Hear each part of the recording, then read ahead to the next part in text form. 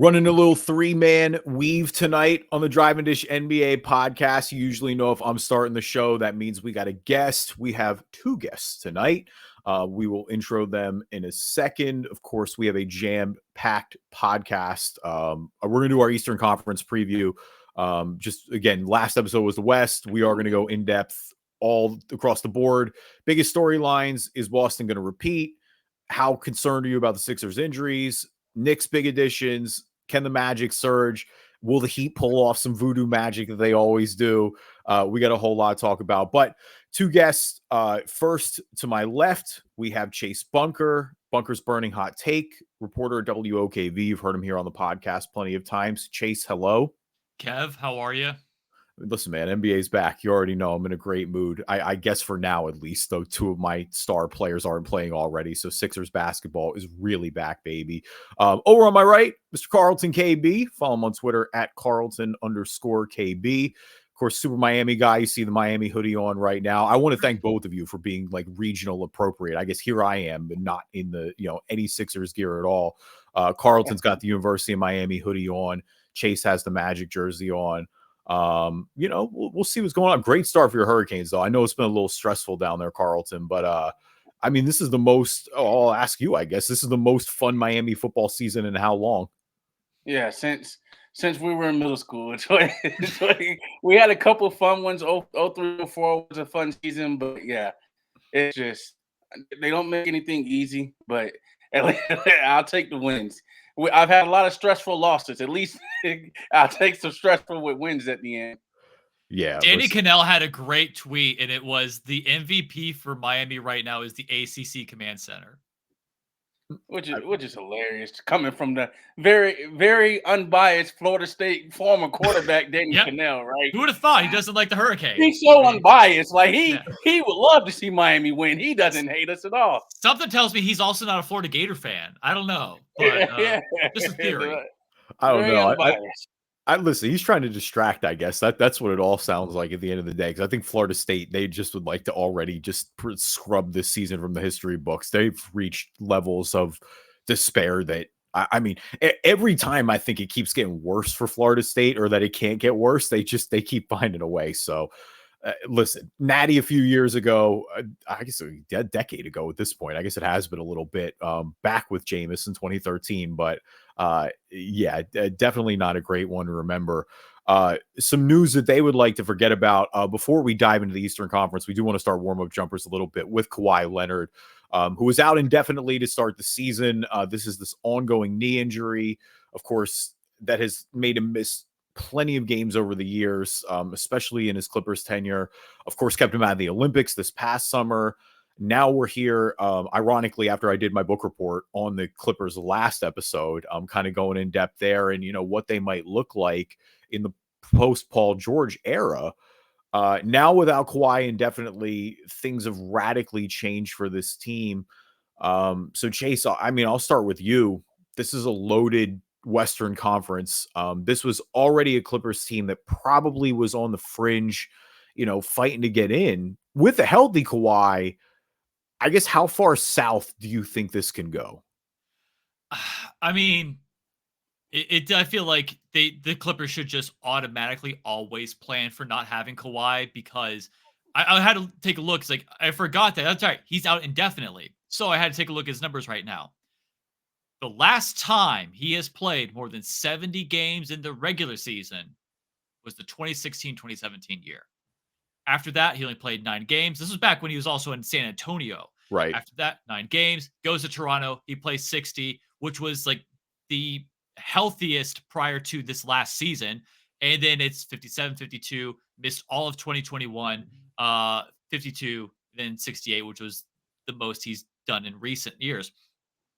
I mean, he's the main guy. Like, I don't see the Clippers. Let me rephrase that. I want to say I don't see the Clippers doing that well, but then again, Tyronn Lue is still their coach. Like, Tyronn Lue somehow still gets a lot of value out of his players. So I guess maybe play, depending on how long, like, you could see them as a play-in team, and like that helps boost up the Lakers or the Pelicans. I just don't see this Clippers team being good unless like he comes back sooner rather than later. I think you kind of hit it on the head with Tyronn Lue. Like, I think that's the only reason I'm giving them any benefit of the doubt, because he's a great coach. And they have a bunch of vets who, you would think with Harden there, guys like Nick Batum, that they wouldn't, like, they just almost have too much pride to crater. But I don't know, man. I mean, obviously the worst news you could ask for is you're opening a new arena here in LA for the first season in their solo arena. But I don't know. I struggle to see them. And Carlton, I'll see what you think on this too, but like I don't think they're going to get down to the levels of like Portland or maybe Utah, especially if Utah decides to move on from marketing. Whatever they do, maybe no. I mean, that's really about it. I don't know if Kawhi's out for a long amount of time. I don't really know if there are many other teams that I would pick to not be better than the Clippers. I don't know, Carlton. This feels like it can be like my best case scenario for them was already kind of the play-in position. And now I feel like they might as well. And unfortunately, they can't really just go in the tank either because they all that picked OKC. Of all teams, right? OKC, because they need more. Last thing we need is Cooper Flag, or what's the other guy, Ace Bailey or something like that. Ace Bailey. Hey, Wilson Rutgers finest, baby. We're here. Yeah, add it to their pipeline. But I'm with you, Kev. I wasn't high on them before. With what is a healthy Kawhi at this point? Chase just read us the numbers, and the thing with Kawhi too is like with the playoffs last year, it was just like, yeah, Kawhi's out. It's like, when did he get hurt? We just seen him play last game, and now he's out for an extended period of time. So, like you guys said, Tyronn Lue, they have hungry veterans who haven't won, so that'll keep them afloat. I think playing this is around where they're going to be, but if anything, I think this might mess them up because when he comes, they're going to get into a rhythm with those veterans, and then Kawhi's going to come in wanting the ball and doing what Kawhi does, and that's going to be Tyronn Lue's biggest challenge is implementing him back in there. So yeah, I would guess playing regardless. Well, also, of how many games he plays. Didn't Kawhi just sign like a 3-year extension? Yeah, well, and that was going to be kind of my next point is where it's like you're unfortunately. And it makes the Clippers' decision to let Paul George walk even more baffling, right? Because if you're going to extend Kawhi, because they did it during the season last year. This wasn't an off-season move. They knew they were committing to him long-term with the injuries, which is why now you've kind of got this weird 50-50. You should have either kept Paul George then. Like, if you're going to try to win with that core, which you've invested a heavy amount of resources into, you've got a lot of bets. Like, you brought guys like Zubac back, for example, as well, gave him an extension. Like, Terrence Mann is paid there as well. You're keeping a guy trying to develop him. If you're going to try to win. Like, don't do this 50-50 thing because it's already like nobody viewed this team as a contender, even with a healthy Kawhi. I think best case scenario, they were, maybe get to a second round. Maybe if everything goes right, you could talk me into a conference finals. But like, nobody really thought they were going to make a serious run at the Western Conference like that. And so that's where you're right. Now it's like you're dealing with the Kawhi injury. You can't even restock the war chest. Like, if you were going to make the trade, maybe it's there, but I don't think there's like, because of the injury history, I don't think there's that 4 first-rounder pick that's out there that can totally like reset everything, or where you get, even with the original Toronto trade with San Antonio, like San Antonio got back DeRozan and a bunch of picks. Like, you're not getting that quality of a player as you even have a shot now. Like, you're just kind of stuck with him. Yeah, it's definitely weird because I agree with you like 100% on the Paul George thing. It makes it even more baffling. Like, I don't know why you wouldn't fork out the money for Paul George, considering the fact that you are building a stadium. Like, you're getting a whole new arena, and you would want to have, obviously like your key guys. Like, who wouldn't want to have Paul George? It's not like, I know that Paul George has a bit of an injury history, but at the same time, like, you also have Kawhi Leonard. Like, Paul George was there to kind of be that stopgap for when Kawhi goes out. It's not if, it's just a matter of when, unfortunately. And so to see him walk now, and then you have Kawhi out indefinitely, it just makes me just wonder what the heck is going on over there. Carlton, what do you think about this Clippers tenure overall with Kawhi? Because I mean, I think like everyone always talks about the trade, obviously, with OKC. And in hindsight, with the way SGA has developed, with the gazillion first-round picks they got out of it, clearly it's a win for them. I also remind people as well that, look, I know the cost to get Kawhi was trading for Paul George. So yeah, it may seem lopsided in a vacuum, but like I do consider that almost a tandem deal. But now, we're over 5 years now into this, into the Kawhi Leonard Clippers tenure. What do we think about it at this point? Like, what is the legacy of this time? Yeah, it doesn't look good because, like you said, how Shea Gilgeous SGA developed. But I'll be honest, Kev, I'll do that trade. Obviously we have hindsight, but I'll do that trade 10 times out of 10. I love what the Knicks do. We talked about it off air. Like you said, seeing your team win. You have a short window to win a championship. It is hard. Like, we've all seen our teams have some very good rosters and not win it all. So I'm all in. We just seen him. They made it right after the Toronto championship run. He looked as good as anybody in the league at the time. I can't blame them for going for it. Now building them around them, going with your boy Doc Rivers to start that off and things like that. There's other things that could be questioned, but the trade, it didn't work out. But hey, that happens. Like, that's the risk when you trade young players. It's not like SGA was a second rounder, a surprise. He went to Kentucky and showed flashes. So that's how you get a trade for Kawhi. So you had to give up something. It didn't work out, but yeah, I don't talk bad about the trade as much as most, just because I'm all for going all in. When you see teams in the mediocre being the fifth, sixth seed, that's a hard ladder to climb out of, because you don't pick early enough to get a superstar. And now we've seen NBA GMs very generous with money for mid-level players. Everybody gets a $100 million contract. So I said, you gotta go for it. We were talking about it, or a lot of the NBA. It's like, yo, if you're a first round pick at this point, if you're a lottery pick and you're any bit decent and you're over your first 4 years, like, you really do have it. Like, you cash out, like, you can get $100+ million. I mean, we're going to talk about the Jalen Suggs deal a little bit when we get into the Eastern Conference. But yeah, a few recent bigger deals. I mean, in the Western Conference, Aaron Gordon just signed an extension. I think it was $112 million there. Trey Murphy just signed a $100+ million extension, or 4-year extension with New Orleans. Obviously, he's been great for them, especially on the defensive end. Yeah, I mean, listen, the NBA money is definitely, it's not quite MLB yet, but it's there. And I mean, it's only going to get bigger. Carlton, I think you're laughing at the same reason why I'm laughing, is because so for context, if you're watching on YouTube, Carlton and I are both watching the Heat Magic game. And so you're going to see us just start making faces and fist pumping, like I just fist pumped on a 3, but it makes it look like I'm really proud of this Aaron Gordon deal, which has no effect on me whatsoever. I mean, he started in Orlando. You're not happy for your former first round draft pick? Whatever. Oh yeah. Okay. You know what sucks about that era is just like hearing the horror stories and how it was literally rats trying to climb a ladder to be the best player, and so many years wasted of, is this the year that Aaron Gordon's going to be the guy? But in fact, he found his spot, and it's being the number 4 essentially on a really good team. And so yeah, he didn't have to be the guy. Yeah, he was just not typecast in the right role in Orlando. Like, that was a good pick for Orlando. He does a lot of things well. He just is not, like, he's not a number 1 guy. He just had to be in Orlando because of the way that roster was built. And then, so of course you're going to have expectation when you expect him to be that, like, game-breaking superstar, the way that we think Paolo Banchero can be now. But yeah, Aaron Gordon was always good. And like, I'm glad, on that Denver team, I'm glad that they showed out and, he was able to showcase his talents there, get that extension.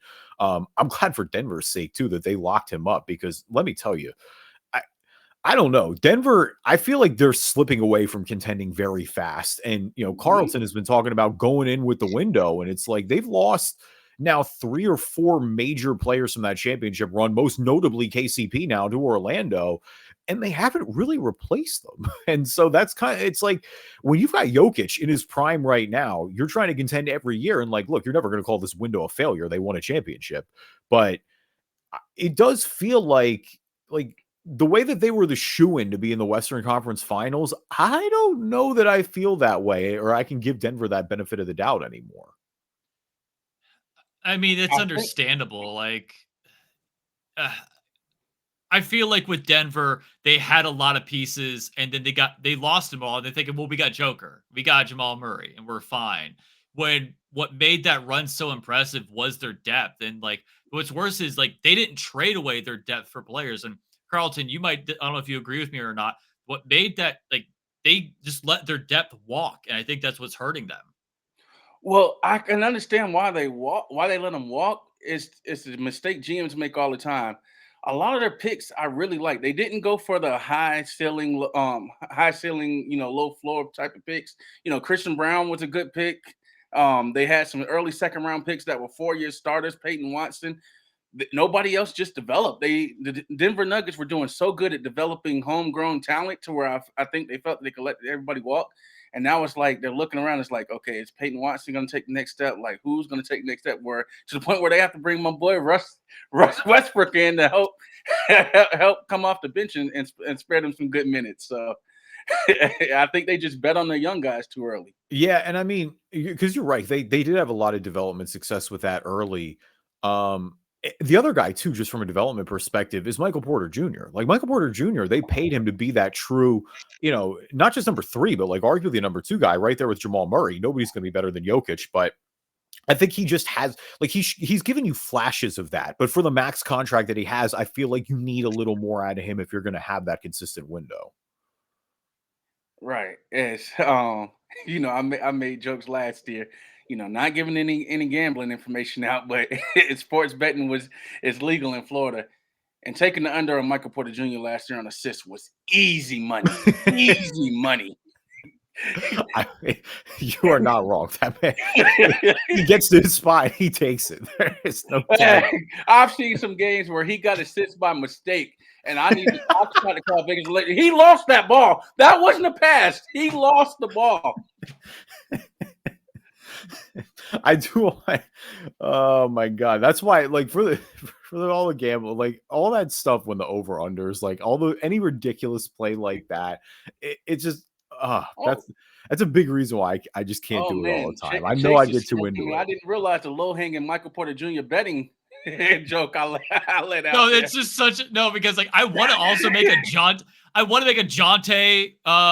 joke as well, because like I also had the under of like games that he was going to be suspended, and that failed for me. But I mean, like that just, it's one of those things I didn't even think about until after watching like Denver a decent amount last year. Like that is very true about Michael Porter Jr. He just you always just bet the under. Just bet the under on assists. He does not facilitate. There is no doubt. He does not. He is a black hole. The NBA, Vegas is usually on top of things, but Vegas was slow to the ball. Like early in the season, they were putting in that 3 and 4.5. Like, and then they moved it all the way down to a half, and it's just like, whoa, now he can get half is crazy. But I still couldn't do it. I still was taking the under. Like, no, he's gonna have to show me.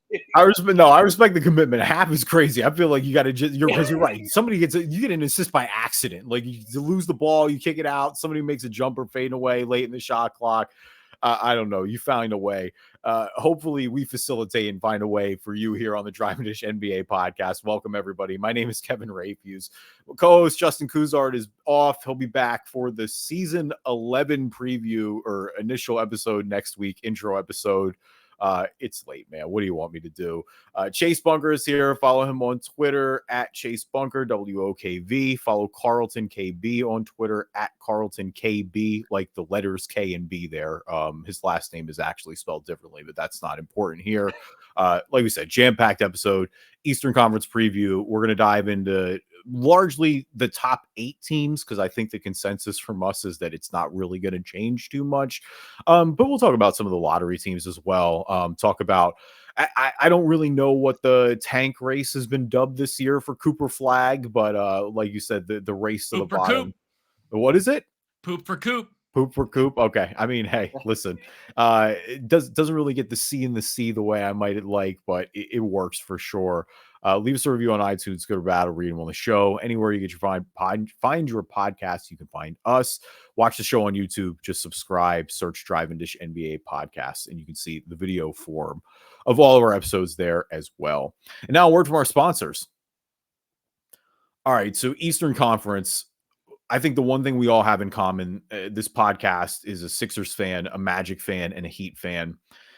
And I think the one thing that unites us all is just the utter disgust after the Boston Celtics won the title last year. And unfortunately, to continue that utter disgust, I got to like wash my mouth out with soap after this.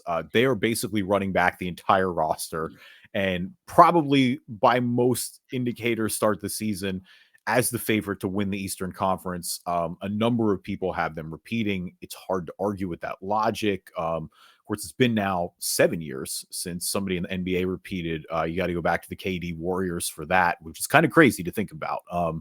NBA has been a pretty dynastic league overall, but a lot more parity recently. But of course, the Celtics are going to try to break that, raise the 18th banner the other night.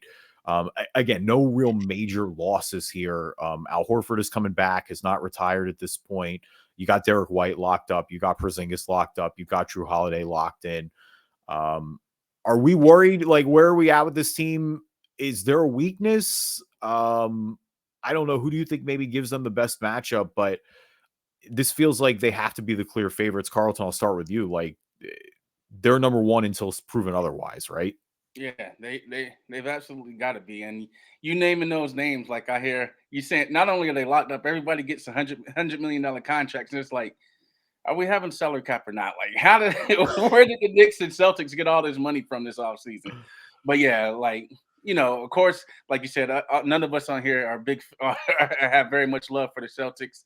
So we'll remember in history that the Celtics got there from a lot of injuries, but history is not going to remember that. History is just going to say the Boston Celtics won their 17th championship in 2023. And I'm with you until somebody knocks them off. It's hard to put them. It's hard to say they're not the favorite. And they have the Olympic thing. I know me and Kev have talked about that a bunch of times. Players out of that Olympics have ridiculous next season. So now they have two Tatum and White, and then probably not even their best player, who's also mad he didn't get to make it. So yeah. You have to, as much as I hate it, you have to make that's what's crazy is they're going to have the chip on their shoulder. And that's what's even more frustrating is like, usually you kind of hope for the hangover, right? But now except for Derek White, I think Derek White is chilling. He's happy, all is well. I think Drew Holiday is chilling, all is well. But like Jason Tatum is definitely pissed off just the perception. Like Tatum did not look good in the Olympics. And like the narrative was even after he won the championship, was probably the best player on that team and then wins a gold medal. The narrative still kind of on NBA Twitter is that like, hey, is he a fraud or not? Which is wild to be the narrative, but like that is gonna get him motivated. Like you mentioned, Jaylen Brown as well being snubbed off that team gives him all the motivation in the world. You got the consistency of them playing these big minutes last year. I don't know, Chase. I hate it here. Like I don't know what else to say. Yeah. I'm extremely envious of this roster they're running back. Yeah, and that's the worst part is that like I don't know what's more annoying. People who constantly say I have a chip on my shoulder or the people who say I have a chip on my shoulder and they have absolutely no reason to have a chip on your shoulder. Like I remember watching the Buccaneers fight Ravens game and Patrick Queen was like, they don't respect us. And they don't it's like, wait, who doesn't respect you? Everybody heralds you as one of the best teams in the league. And that's the way I look at the Celtics as well. Like if you're gonna say Jason Tatum, oh, no one respects him, it's like, really? You just won a championship. You were one of the you're one of the best players. Yeah, you didn't play on the Olympics team.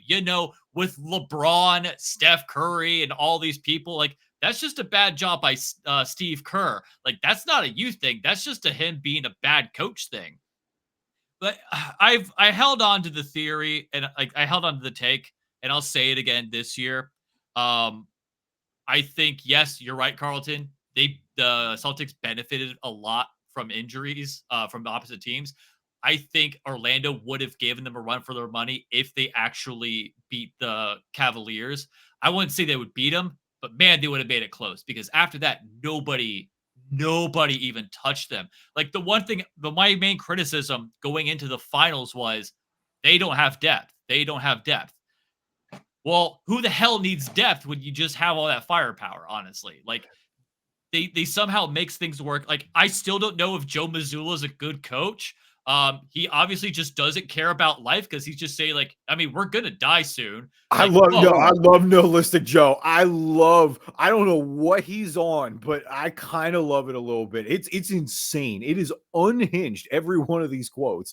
But like Joe Mazzulla, they ask him like how his breakfast was, and he just goes, I don't know, like 30 people died this morning. What are you gonna do? And it's like, Joe, what? Like, what's going on? Who cares about breakfast when there's starving kids in third world countries right I don't now? even want to give him that. That's too normal. That's a normal statement to say. Like Joe would like find a spin on it. For someone who's supposed to be like this very like religious, spiritual person, has so much nihilism to him as well. Like there needs to be a Twitter account of just nihilistic Joe Mazzulla, where he's just like, everything is sad, nothing is forever, existence is pain. Celtics in 5. Yeah, pretty much.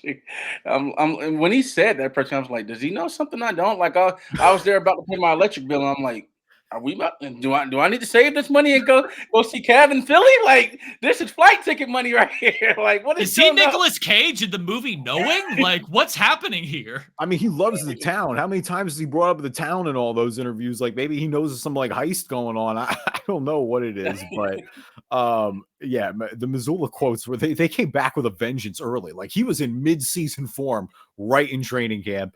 Yeah, I mean, it's just the Celtics starting 5 though. Like the Celtics starting 5, especially when they have Porzingis. And I mean, that's the other thing is like when they were fully healthy, they bulldozed everyone. Like I know we want to say they had injuries, and they did. I mean, that Cavs series, as soon as Donovan Mitchell went out, was completely non-competitive.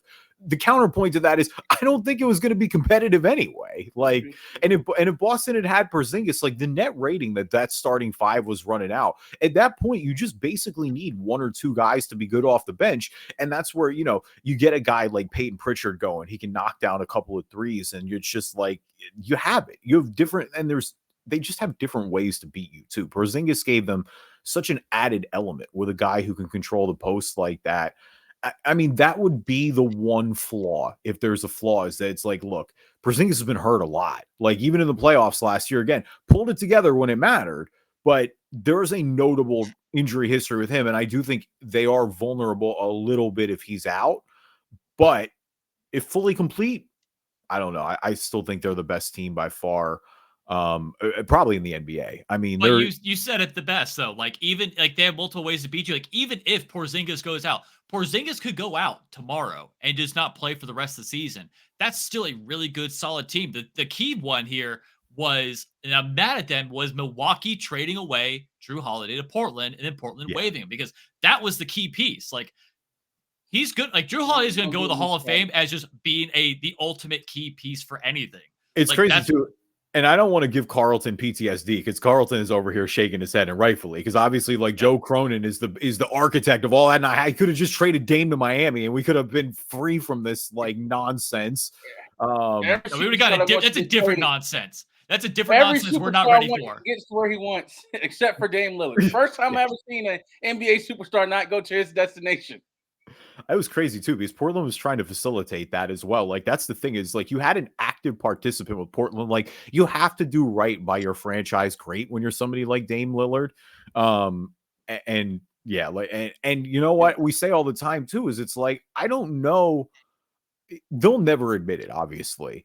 I would love to talk to the Bucks front office and be like, yo, you're not doing that deal again, right? Just if you know that he's going to Boston and getting rerouted. Like, I think it's the domino effect. I don't even think it's nothing to do with how Giannis and Dame work out. And that is one of the big questions this year. We'll get into the Bucks in a little bit, but I don't know. Just the way that it empowered the Celtics, who obviously have been your main rival here in the past few years.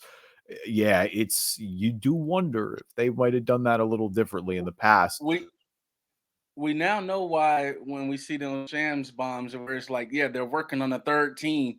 We now know the reason for those third teams. So you don't do crap like what Portland did and go and trade Drew Holiday to a contender and have a chip on the shoulder. Like, of course you wanted to beat the Bucks. Yeah, it was you know, like we said, Drew Holiday's he's a 16-game player. Like, I think that's been proven in him winning basically everywhere he's gone now for the past few years. But enough Celtics. A bunch of different teams obviously going for it at this point. Carlton, I'll start with you. Just like, who do you think is the best shot to beat the Celtics? Like, of all these teams, with Knicks bringing in Towns, the Sixers bringing in PG, Miami, Orlando, Indy, Cleveland, who do you think? Who's your number 2 here? How do you think this kind of pecks out in the order?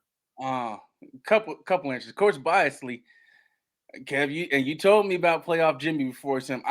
I've never seen the Celtics beat a healthy playoff Jimmy. You had that dumb 3 he took that made us lose in Game 7 that one year, and then other than that, we beat them in the bubble. We beat them 2 out of 3 years.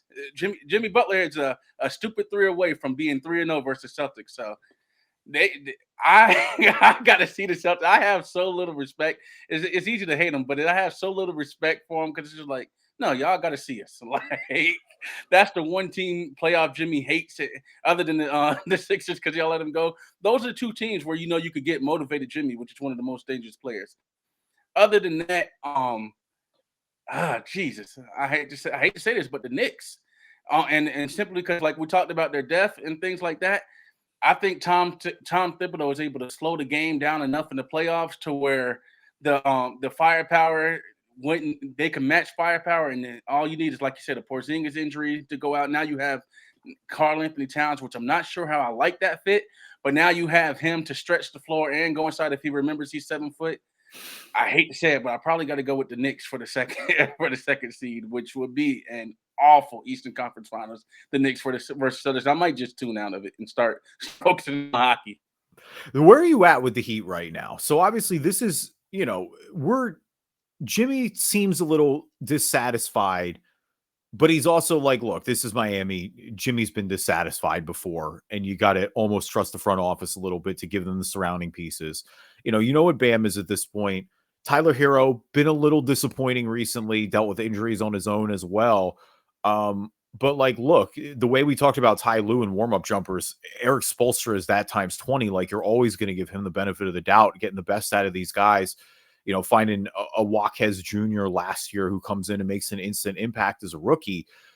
I guess, like, the biggest thing with this team has been Jimmy's injuries recently, right? Like, and especially late when it has mattered. Like, you just haven't had Jimmy 100%. And the way the regular season has gone, they've always been kind of lingering around the play-in position. We know it's a situation they've got to the finals from.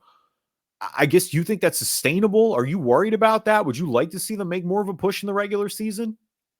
Yes, and I think they finally will this year. I think it's finally gotten to the point where they're tired of the disrespect. So if not for like you mentioned it, man, if we don't have Eric Spoelstra, you know how I feel. I'm watching the Miami Heat play on Pat Riley court now, which I'm not going to take it from him. He deserves that. But my thoughts on Pat Riley. I've been fighting. There's more and more Heat fans starting to see the light what I've been telling them, but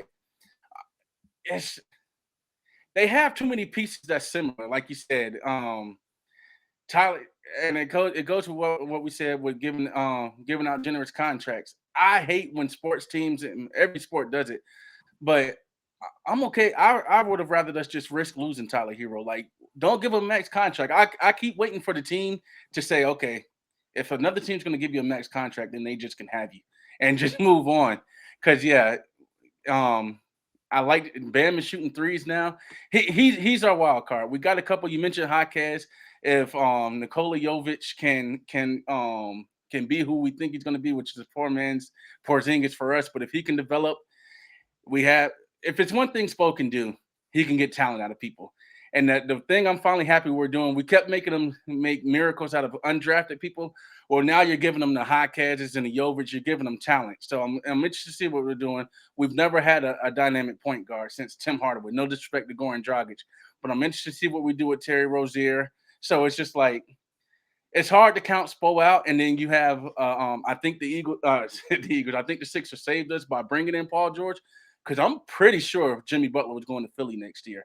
And now with you guys, Paul George, I don't know. Like, will we go to the Clippers? There's no the Knicks and the Sixers were the 2 teams to worry about for Jimmy Butler.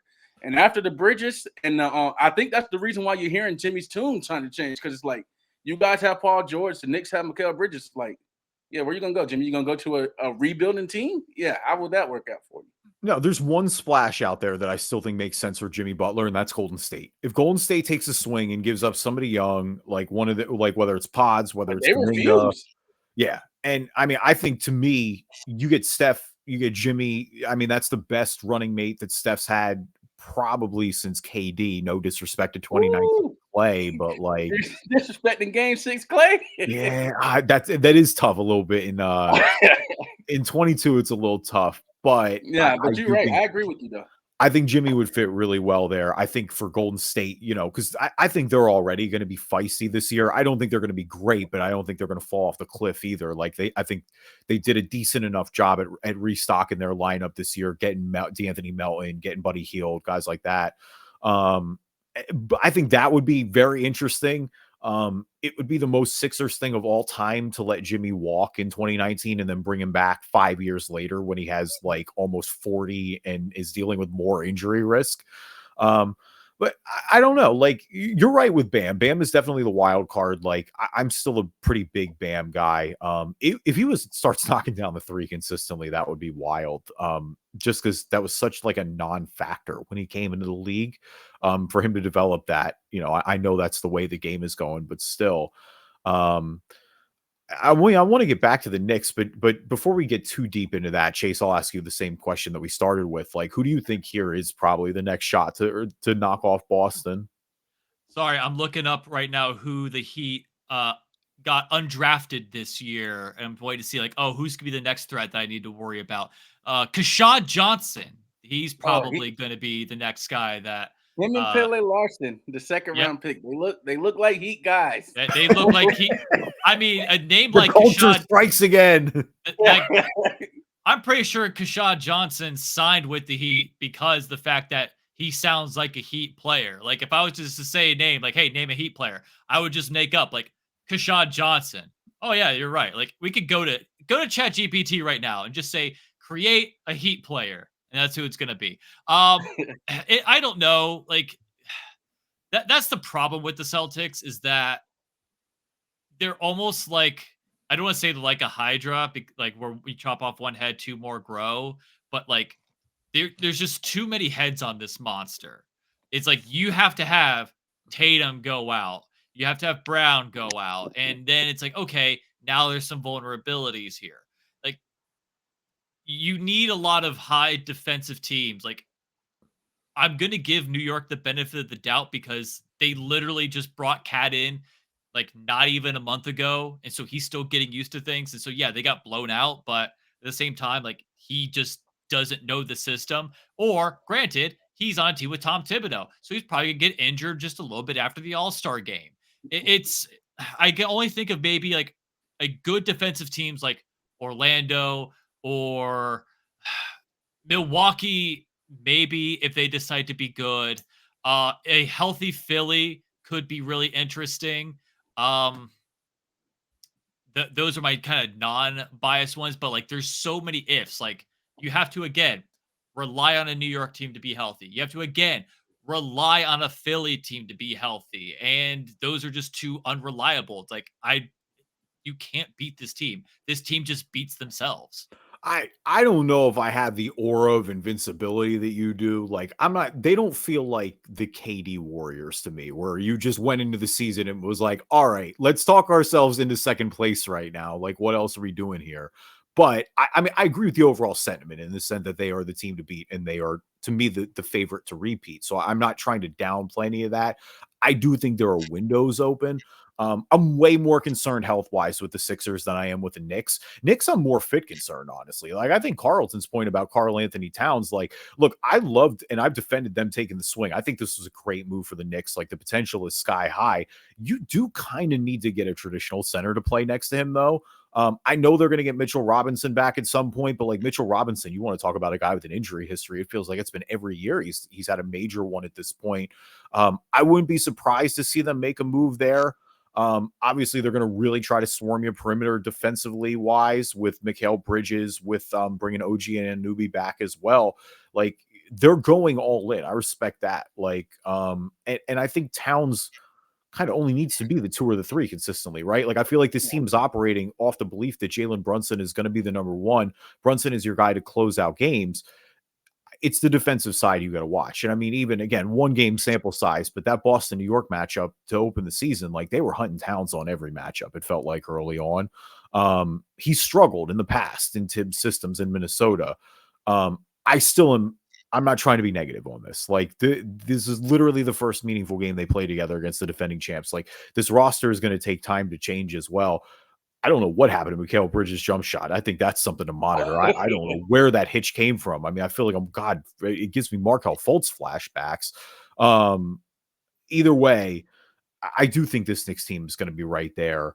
The Sixers, like, look, it all depends, but it's like, look, you've got Embiid not playing games. Paul George already has a bone bruise. Like, this big three fit with Maxey, PG, and Embiid is as seamless as they've ever had. The depth is there. Like, this roster, bringing Kelly Oubre back, keeping Kyle Lowry, bringing in even a guy like Yabusele, who was great at the Olympics. There's a lot to like. Ex-Heat guy Caleb Martin, I think, was a huge pickup for the Sixers this offseason. It's like I said, I think they're one entry passer away. They probably need a forward who can move it a little bit. I like them going to get Drummond to be Embiid's backup and to play those minutes, because like that's the thing is like Drummond can give you a bunch of starter minutes as well.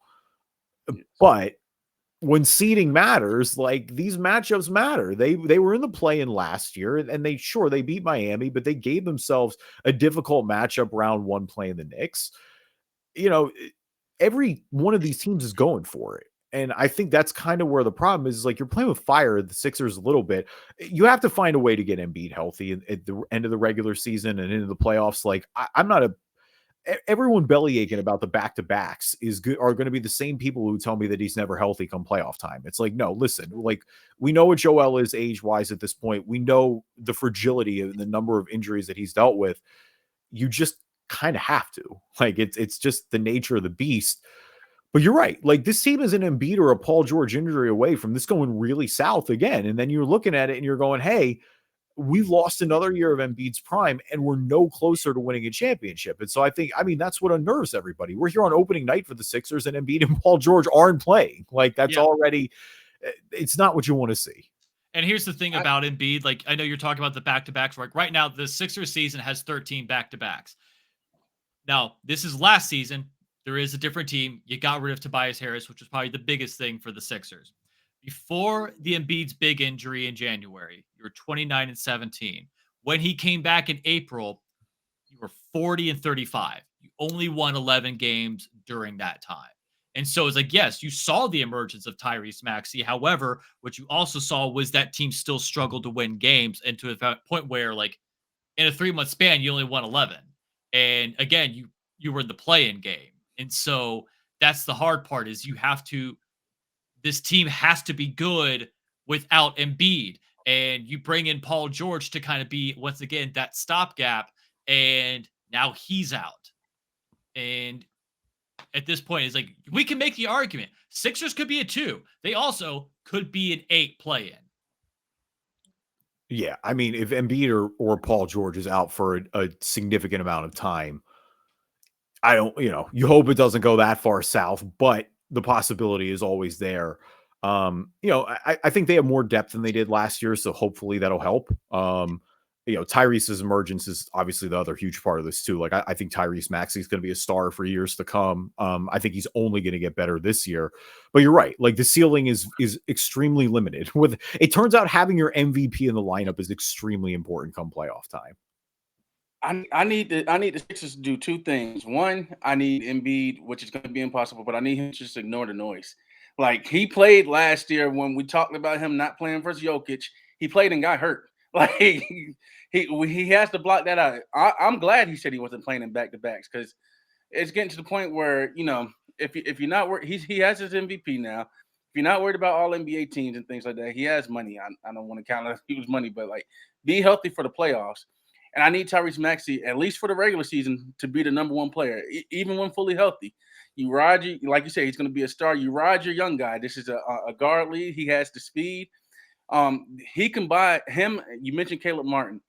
Tyrese Maxey can buy these guys can buy Paul George and Joel Embiid a lot of miles saved on themselves. And then when Paul George is out, you're gonna love Caleb Martin, Kev, because he does everything that your starter does. He's a poor man's everybody. He's a poor man's Jimmy. He's a poor man's Paul George. He'll do just enough to where there's not a big gap of your star wing being out.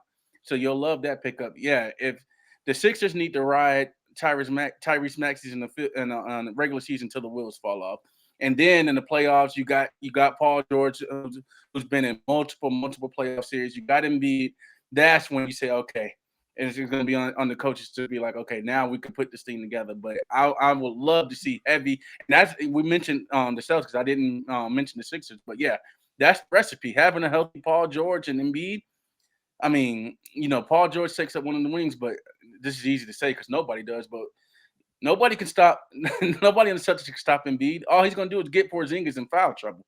That's the key right there. But you guys need him healthy. Yeah, I mean, it's the name of the game. He's got to be healthy or they're not going anywhere. For Milwaukee, because we talked a little bit about them earlier, year 2 now of Giannis and Dame, pretty disappointing results or after the first year. Little bit of injury questions on their own as well. Chris Middleton's been dealing with a little bit of a lingering issue as he's coming back. He's already missing the season opener. This is a core that feels like it's kind of got old quick. And I mean, I don't know. Like we kind of saw Giannis soft launch the breakup. It feels like the other day talking about, oh, well, if we don't win a title this year, they might trade me, which it looked like, I get it. Like, Giannis supposed to be loyal or more remotely thinking about. Yeah, like Giannis, just say like you won out. You won Milwaukee a title. No one's gonna hold it against you in that city. Like I think they love you to stay there forever. But it's like, listen, that Milwaukee core has been kind of disappointing since the title run. I mean, it reminds, or we hope Denver's trying to avoid with all their moves. But I mean, what do we expect with Dame and Giannis this year? I mean, I don't like, I'm already got red flags because when Dame was just like, yeah, I didn't link up with Giannis over the summer at all. Like I thought about going out to Greece, but we just didn't make it happen. And I'm just like, what is going on? I'm just surprised. Like I really did. Like I this was a match in basketball heaven to me. Like the image of these two running a pick and roll, it just felt like it would be unstoppable. And quite the opposite. It's been very stoppable. Yeah, like that whole like Giannis saying like, "Oh, they might trade me." It was just like the equivalent of like when you said to a girl in high school, "Man, it'd be really funny if we just like kissed right now." Like that's what it is. Like that's what he did. Like, "Oh no, they might trade me." Yeah, like this team is disappointing. I still think they added to the disappointment with Doc Rivers. They were a 500 team when Doc Rivers took over. Yeah. I think the only thing is like, all right, is Dame gonna like get in basketball shape? Because he even kind of admitted that he wasn't fully in shape, but other than that, like this team has shown no promise. Like this, like if this was last year, I would have been like, yeah, heck yeah, they're this team. Like you just added Damian Lillard, yeah, that team's gonna be an Eastern Conference Finals at least. I view this team as like a 5-8. Like I don't think this team is good. Like I know that they were like a 3 seed last year. Let me pull up the stand. Yeah, they were a 3 seed last year. They almost like lost out of that, right? Because remember that final week. Orlando had the opportunity to go and be like a number 2 seed, but they just kept sucking. And so like it was like them, Cleveland, Indiana, like they're Cleveland, all of them could have been a 2 seed. So like if they I just don't have any faith in them, especially I don't have any faith in their coach. They lack the depth because they traded for Damian Lillard because they got rid of Drew Holiday, and now Chris Middleton might be out, and I don't know how long. Like, no, I don't have faith in it. I think they're going to be a bottom 5 or 5-8 seed, not a bottom 5 team, not that bad, a 5-8 seed. It does feel like the vibes are just better around Orlando right now, around even Cleveland right now. And that's crazy because Cleveland, I feel like, has been like kind of up and down and almost a little disappointing. Like I feel like we keep like waiting for this Cleveland breakthrough and it's there. Like they're consistently making the playoffs, but like they haven't made that conference finals run. Though huge victory with them getting the Donovan Mitchell situation taken care of. Like there were, people were booking him to New York as soon as he got there. Now you've got him on a long-term deal. I think they're maybe the most intriguing out of all these teams because I think they can make the biggest move. Like we've been with Cleveland, at least for me, it's the young guys, right? Like, Donovan Mitchell's a certified stud. It's just, what are Mobley going to do? What is Garland going to do? Like you need them to take that next step. It feels like one of them has a high chance of being moved. I've said that I think it should be Garland. Like, I feel like the Mobley and Jared Allen pairing gets a lot of flack when it probably doesn't deserve it. They've actually been pretty efficient on the court together. But, I mean, I don't know. They're maybe the most in terms of them making a move. But, yeah, I look at all 4 of those teams that I just named, and it's like it just feels I don't know, man. That Giannis thing, it kind of set it off on a bad note for me. Like, it feels like he knows this core has just reached its peak. Like, a guy like Brook Lopez is only getting older at this point. Even like a Bobby Portis is getting older now at this point. They just kind of haven't made the moves to keep up. And now, like you said, with just a feistier conference overall, I don't know. At least that's the way I'm looking at it now. Going to some of those feisty teams, though, the Orlandos, the Clevelands, the Indies of the world. Indy obviously coming off a conference finals appearance, Orlando off their first playoff appearance since putting this young core together. I'm going to start with Carlton since I know Chase is biased here, and I'm going to let him wax poetic about Orlando in a little bit. But, how much, which of these teams are you giving the most credit to? And who do you really think can kind of, the narrative is around Boston, New York, and Philly, but like, who do you really think can challenge them and kind of, shake that up and maybe even be better than New York and Philly? Yeah, no, I actually moved the Bucks under all of those teams you just mentioned. So you remember, Kev? You remember in 2019 when the Heat beat the Bucks in 5, and Yep. it was legit questions of, oh, can you win with Giannis? I know a lot of people get on the Lakers and call them the bubble fries because of that season. I've always thought that next season was the fry. Like, they beat the Hawks to make it to the finals, and then the Suns just choked it away. So I think I'm always surprised at how nobody ever calls the Bucks out. Like, we don't know how good they've been. Like, they won off of a short the season after the lockout. I mean, after the bubble, they won on the shortened season, and they kind of been who they always been. Disappointing, and there's always like Giannis to give us a good press conference when they lose, but it's kind of been a thing. And now with Middleton out, like, I don't know what's up with him, but now it's getting to the point he's in Kawhi level where we're like, is he ever going to be healthy? Of those teams you mentioned, I probably would go. I want to go Cleveland, but Evan Mobley is just so weird to me. Have you ever seen? He reminds me. Who was the guy that you guys had, Kev, out of Kentucky, New Orleans, well, where he just stopped getting better one year, and it's just like it looked like Evan Mobley was about to take that step into the top big men, and then it's just like he just stopped, and then he's starting to sort of regress. So, like you said, it's a good job locking up Donovan Mitchell. The reason why I go with the Magic is because the star power. I think Banchero is going to be an absolute star. And Donovan Mitchell has that, obviously, but I don't know how well him and Garland can play with. Banchero he's the clear number one. We've seen so many times it look a little clunky with Donovan Mitchell and Garland to where you were saying you would trade did you say you would trade Garland or Mobley? I would still trade Garland. I mean, I think you're right about Mobley, though. Like, Mobley's potential is off the charts still to me. Like, I thought he really could be like one of the elite big men in this league, kind of the modern one too, because he can stretch the floor. And it does. It just feels like he just stopped getting better, and I don't really know why. But it's the weirdest thing. Yeah, but I think the potential, like you said, the fit has been clunky with Garland and Mitchell. And I think at that point, like, I'm willing to move on from Garland and let Donovan run the show than where, I've seen a little more out of Mobley at this point. Like, they both, to me, have all the potential in the world still, but I still think Mobley's just ticks a little higher. Yeah. Okay. So, no, I'm agreeing with you. I would trade Garland. I know the question fans like to say, me and my brother have gotten into countless arguments with this. Like, well, who do you trade for Garland? Like, hey, that's not my job. There's GMs that get paid good money to find out who to trade. Because he always telling the Heat don't make moves. And he's like, well, what move are they going to make? Hey, talk to Pat Riley. He gets paid handsomely to know what moves to make. So I definitely see Trey Garland. So, yeah, I got to go with Chase's Orlando Magic. Like I said, I'm a huge Banchero fan.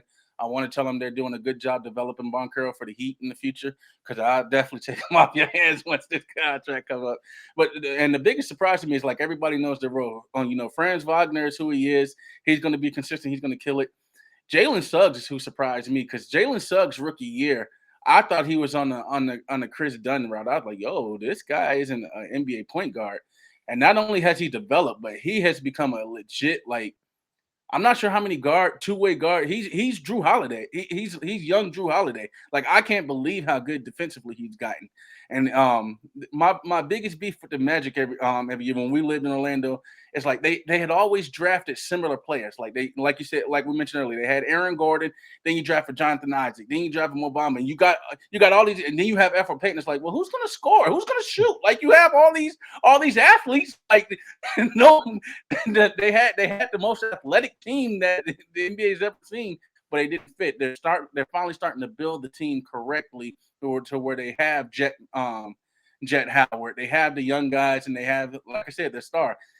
As we said, it's a star-driven league. If you don't have a star, you're always trying to find one. And they got that guy in Boncaro. They knocked that pick out of the park, and I think he's the one who's gonna be the reason they jumped high. And like we said, it's certain bills of teams that we mentioned that give the top teams problems, like the Celtics, the Phillies, the Bucks and stuff. And you look at that Orlando roster, it's just like, okay, are you going to put Giannis on Boncaro or like so that means you put Lopez on France? Like they're a matchup problem for all of the top teams in the East. So I got to go with Orlando. Yeah, I mean, it's hard. And again, I'm going to let Chase talk about it a little bit. I see that smile. He's been grinning and waiting for this the whole podcast. But yeah, I mean, I think Banchero is the national breakout has already started. But I think he's for sure going to be a household name by the end of the season. Yeah, I mean, it just feels like Suggs is interesting or not interesting, but like, the only reason I was surprised that his rookie year was a little rough at times is because he was so ready. It looked like in college, like the whole time he played at Gonzaga, it was just like, man, this kid's a pro right now. Like, what is he doing playing here? And then, a little bit of an adjustment, but like you said, his development has been a huge part of that. One of the better defensive guards in the league. Jonathan Isaac, still who you mentioned as well, a guy that has DPOY potential if he can stay together for a year. That happened last year for the first time, limited minutes, but he was phenomenal in those limited minutes. And of course, going out and getting a guy like KCP, who we mentioned at the top of the show, like that's a 16-game player, certified winner everywhere he goes. I mean, Chase, I know you've drank the Kool-Aid, but like, how far have you drank the Kool-Aid? Like, what is your ceiling for this team?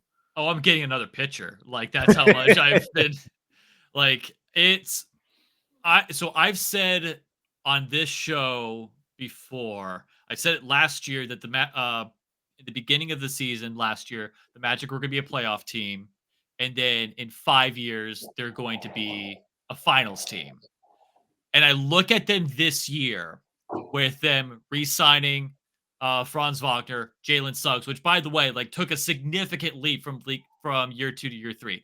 Like before, he was a trade piece. Now it's like, no, like he is a fireball. Like he is the team's energy. He's an excellent defender. He's a good 3-point shooter. If he can keep it up this year, then that's good. That contract's going to look even better. The one thing that I kind of find surprising with this team is the depth, because they took someone like Goga Batadze, who was a first-round player from the Pacers, kind of getting cast aside, is about to go back to play basketball in the country of Georgia, and all of a sudden they kind of take a flyer on him, and now he plays a decent amount of minutes, especially when like Wendell Carter goes out.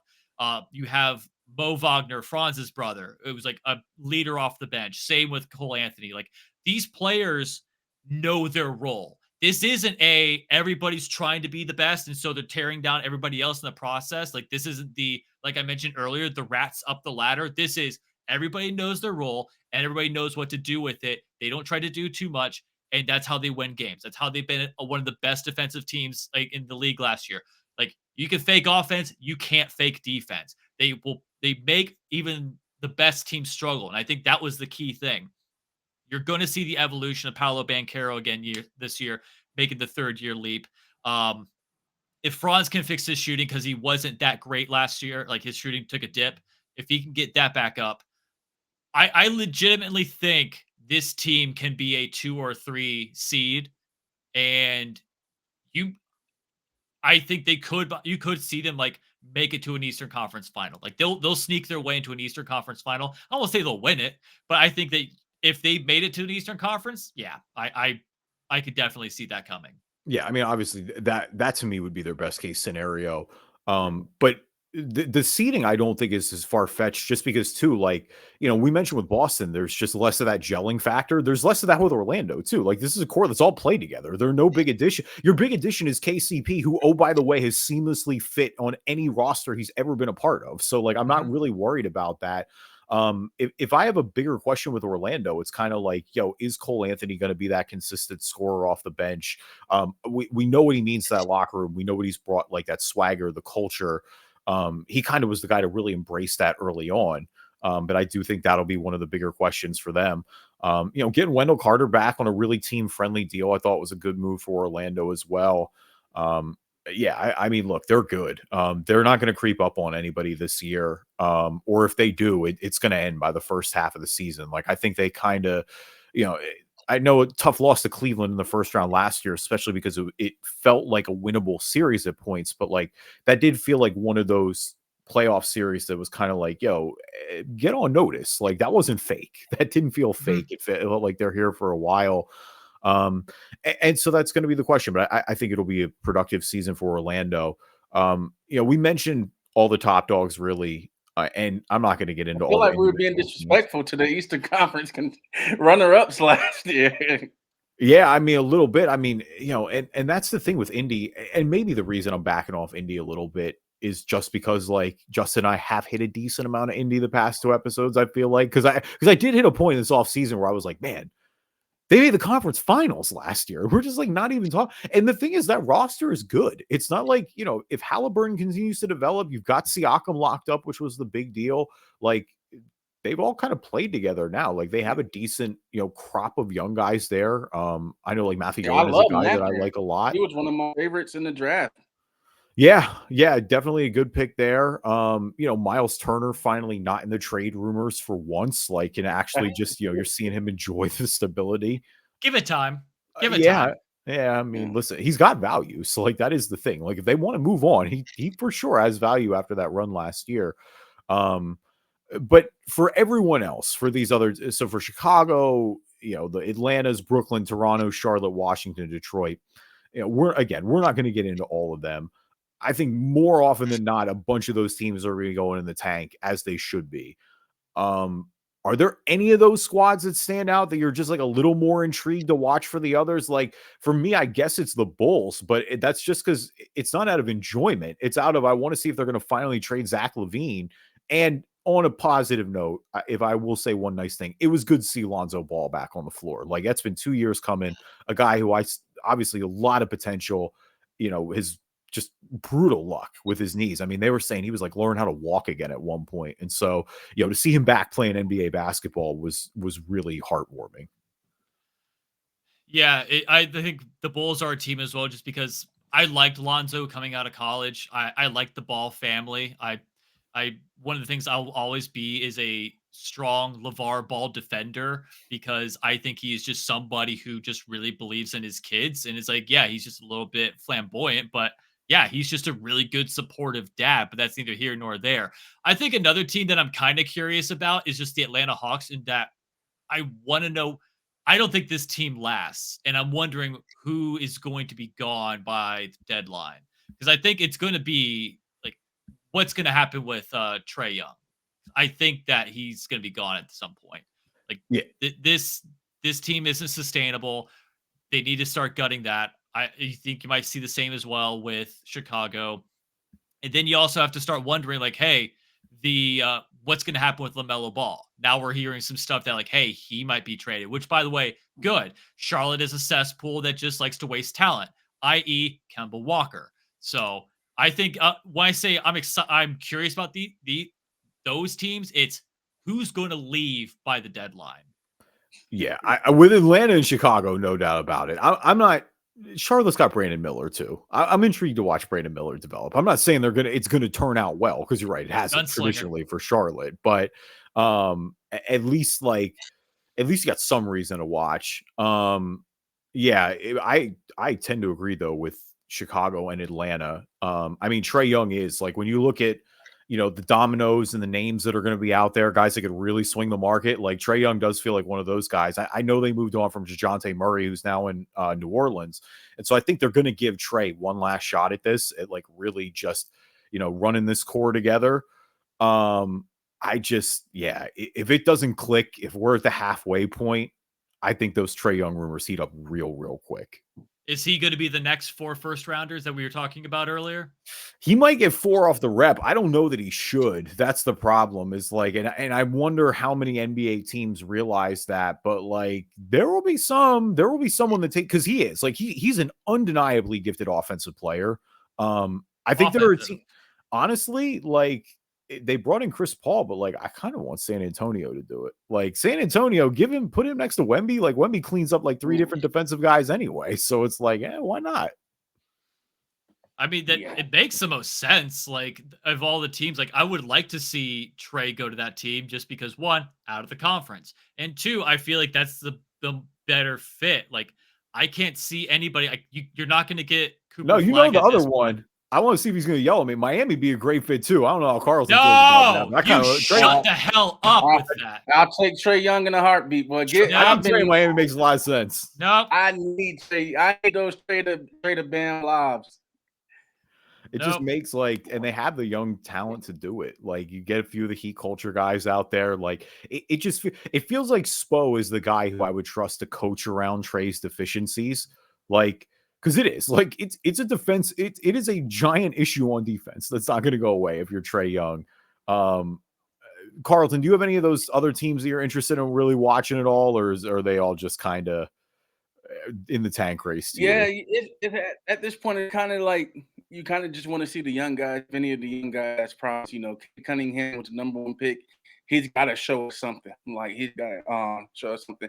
I know Chase mentioned trading LaMelo Ball. I'll tell you what, man. I know nobody, few teams waste talent like the Hornets, but they've put LaMelo Ball in position to succeed, and he just hasn't.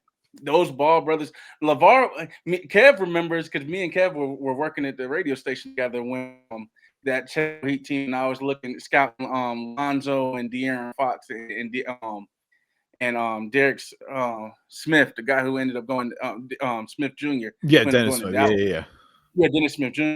The best thing Alonzo Ball did was convince the Lakers that his son was better than De'Aaron Fox because nobody talks about this. De'Aaron Fox on that Lakers team. Alonzo Ball, De'Aaron Fox was always better. He was better in high school. He killed him when Kentucky played versus UCLA in college. I don't know what the Lakers, they must got caught up in Alonzo Ball, the hometown hype.